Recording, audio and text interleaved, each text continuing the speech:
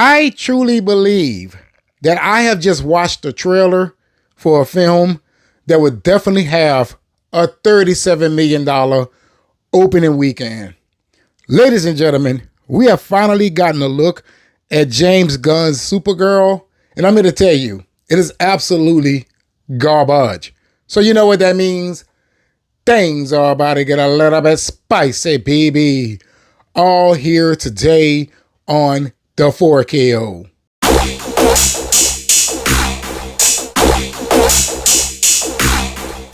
Now let me get in this kitchen and cook. First, we're introduced to that of Crypto. You know, the dog that James Gunn claimed took them home, even though Superman did not make $1 billion. And this damn animal does indeed pees on Superman. Not literally, but on Superman while he's on the front cover of a newspaper. I know you're gonna say, well, that is totally different. No. The same logic still applies.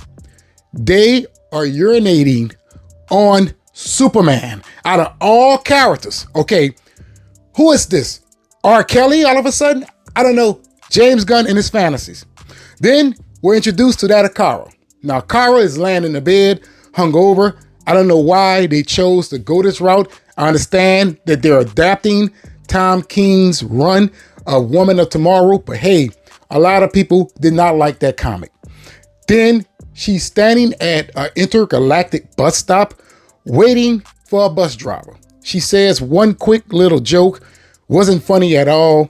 They take off. Next thing you know, we got shots of her on another planet, I'm assuming, but she's doing her Star-Lord thing. Okay, now they had a few visual shots in here that did look good. And I would admit, a little bit better than Superman. But the tone of this DC property does not feel on point.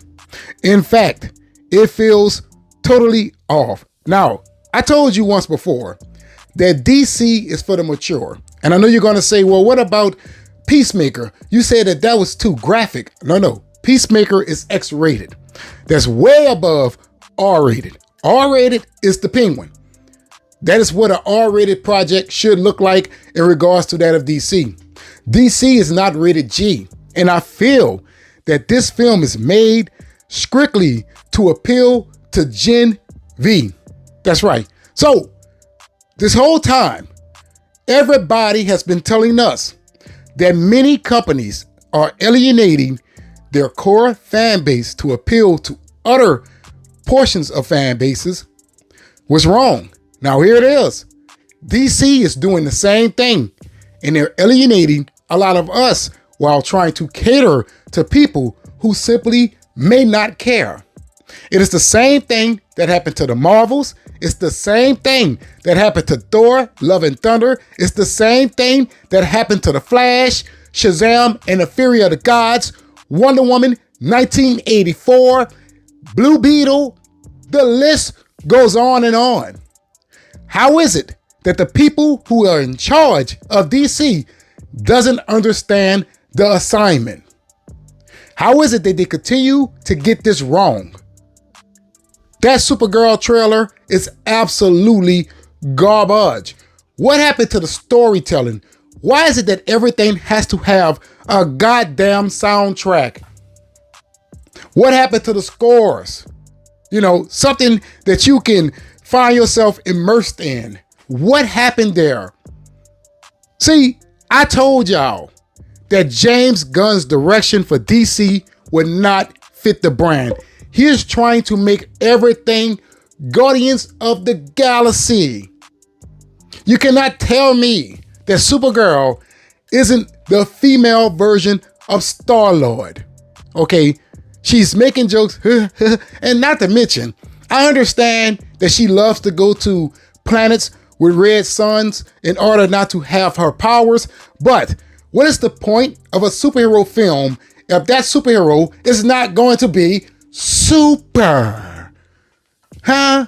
So in other words, you're trying to redefine the genre while taking away the core of it? That makes no goddamn sense to me. When you watch a superhero film, you want to see that superhero do heroic things. I ain't got that with this one. I ain't got that at all. Only thing I saw was them attempting to appeal to a bunch of children. And I'm not against anyone out there in regards to their age. But what I'm saying is Hollywood continues to do this. They continue to reach out to a wider audience who simply is ignoring everything that they put out there. Think about it like this. They made Superman for a new generation. That generation did not show up as much as the people who showed up for Man of Steel or Superman 1978. Tell me I'm wrong or not. No, the hell I'm not. I'm telling you nothing but facts here. Same thing they did to Star Wars and the same thing they did to Marvel. And they wonder why people are not going to the movie theaters anymore. You have alienated every core fan base out there. This makes no sense. And not to mention, if you're going to do it right. Take it seriously. That is not hard to do. Christopher Nolan did it.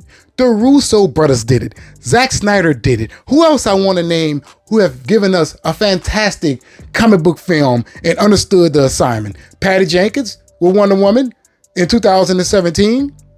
So a lot of people out there definitely understands the assignment.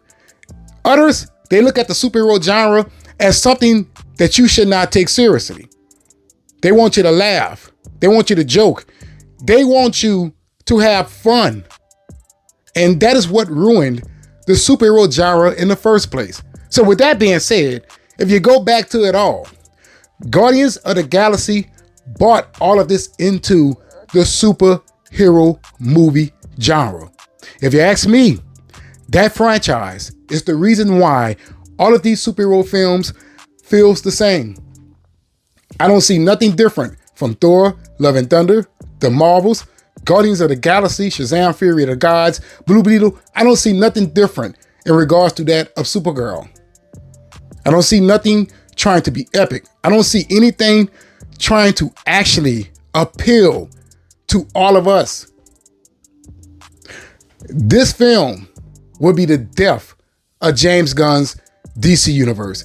When this movie only opens to about $37 million and earns about $250 million worldwide, and I know many people out there, they're going to move the goalposts in order to make this successful. But I feel when that finally happens, many people will finally wake up to the direction that James Gunn is heading into, and they will start to ask questions. Make sure you hype, make sure you subscribe, and make sure you like. And always remember, let the bon temps roulette. That means let the good times roll.